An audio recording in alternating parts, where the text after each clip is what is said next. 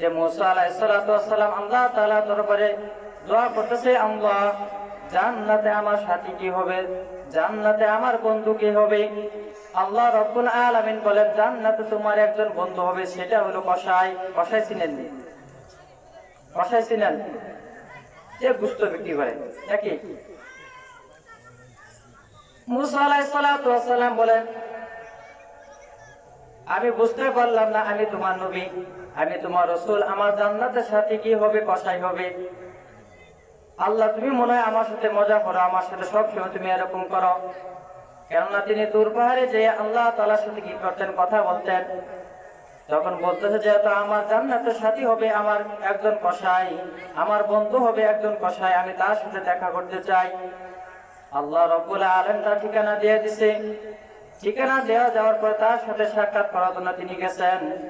যাওয়ার পরে বলতেছে, হে ভাই, আমি কি তোমার বাড়ির মেহমান হতে পারি? আমি কি তোমার বাড়ির মেহমান হতে পারি?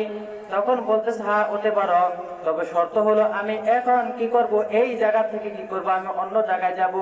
তা এই জায়গায় যাওয়ার পরে তারপরে কি করব, আমি আমার নিজের বাসায় যাব। হ্যাঁ ঠিক আছে। তখন তিনি দেখে, তিনি তার নিজের বাসায় যাওয়ার আগে একবারে ভিতরে ঢুকে ফেললেন। ঢুকে যাওয়ার পরে তিনি দেখেন একজন বৃদ্ধ মহিলা তাকে কি করতেছে। বয়স্ক মহিলা, দেখবেন কোন নড়াচড়া করতে পারে না, চলাফেরা করতে পারে না, শরীরে কোনো শক্তি নাই, সবসময় শুয়ে থাকে, বসে থাকে। এরকম একজন বৃদ্ধ মহিলা, তিনি কি করতেছেন, শরীরের সাথে বুকে জড়াই নিয়ে তিনি কি করলেন, বসাইলেন। শোয়া থেকে বসানোর পরে তিনি কি করতেছেন, রুটি ছিঁড়ে ছিঁড়ে তাকে খাওয়াই দিতেছে বৃদ্ধ মহিলাকে। তখন বলতেছে, মুসা আলাইহিস সালাতু ওয়াস সালাম কিছু বলে না, কারণ তিনি আগে শর্ত দিছে যে আমি আমার বাড়িতে যাওয়ার আগে আমি আরেক বাসায় যাব, তুমি আমাকে কোনো কথা, কোনো প্রশ্ন করতে পারবে না। যেহেতু না করছে, আগে নিষেধ দিছে, কারণ তার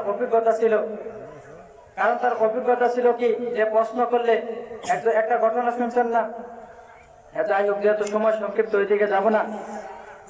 যেহেতু আগে নিষেধ করছিল, যে আগে শর্ত দেয়া দিছিল যে তুমি আমাকে তুমি কোনো প্রশ্ন করতে পারবে না। তখন মুসা আলাইহিস সালাতু ওয়াস সালাম কি করে এটা দেখতেছে। দেখার পরে দেখে ওই বৃদ্ধ মহিলাকে খানা কি করতেছে, রুটি ছিঁড়ে কি করতেছে, তাকে খানা খাওয়াই দিতেছে। যখন শেষ খানা খাওয়াই দিল, শরীর মুছে দিল, আবার কি করলো, শোয়াই দেওয়ার পরে ঘুমাইলো। যতক্ষণ পর্যন্ত ঘুম না আসলো, ততক্ষণ পর্যন্ত কি করলো না, ওই লোকটি কি করলো না, তার ওই বৃদ্ধ মহিলা থেকে আসলো না। তখন ওই বৃদ্ধ মহিলা থেকে যখন ওই বাড়ি থেকে বের হয়ে গেলেন, তখন মুসা আলাইহিস সালাম বলতেছে, এই মহিলাটি কে? তখন ওই কসাই ব্যক্তি বলতেছে, এই মহিলাটি হলেন আমার মা। যেহেতু মুসা আলাইহিস সালাম আল্লাহ নবী রাসূল ছিলেন, তিনি বুঝতে বাকি রাখেন নাই যে আল্লাহ রাব্বুল আলামিন মনে হয় এই উদ্দেশ্য, এই কারণে আল্লাহ রাব্বুল আলামিন কি করছেন, আমাকে এই কসাই বন্ধু বানিয়ে দিচ্ছেন জান্নাতের ভিতরে। সুবহানাল্লাহ। তাহলে বোঝা গেল কি